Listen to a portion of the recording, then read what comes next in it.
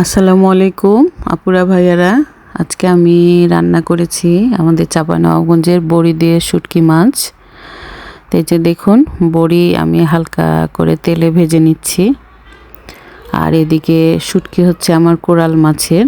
তো শুটকিটা ভেজে হালকা করে ভেজে নিয়ে আমি গরম পানিতে কিছুক্ষণ ফুটাচ্ছি, কারণ মাছটা শক্ত। তো তারপরে আমি ছেঁকে নেব। আর এদিকে কড়াইতে তেল দিয়ে পেঁয়াজ, রসুন, কাঁচামরিচ দিয়ে ব্রাউন করে ভাজতে থাকব। আর এদিকে আমি শুটকিটা ছেঁকে নিয়ে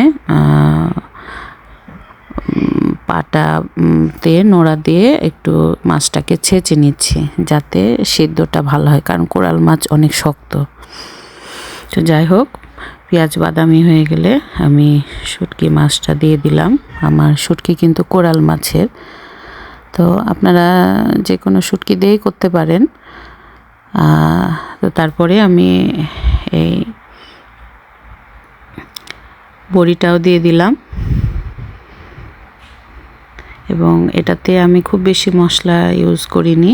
হালকা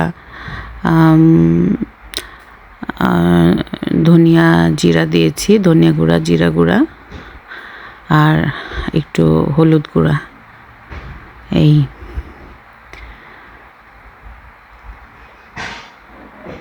আমি মশলাটাও দিয়ে দিলাম। কিছুক্ষণ কষিয়ে তারপরে আমি পানি দিয়ে সেটাকে সিদ্ধ করতে দিব। বড়ি সিদ্ধ হওয়া পর্যন্তই আমি সিদ্ধ করব, কারণ মাছ তো সিদ্ধই আছে।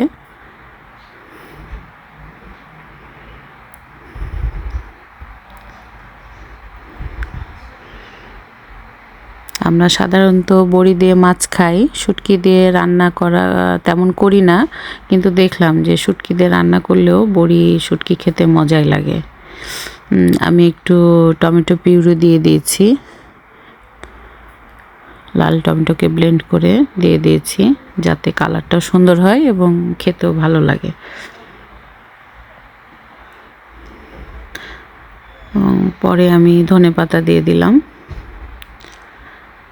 এবং আমার রান্না প্রায় শেষ।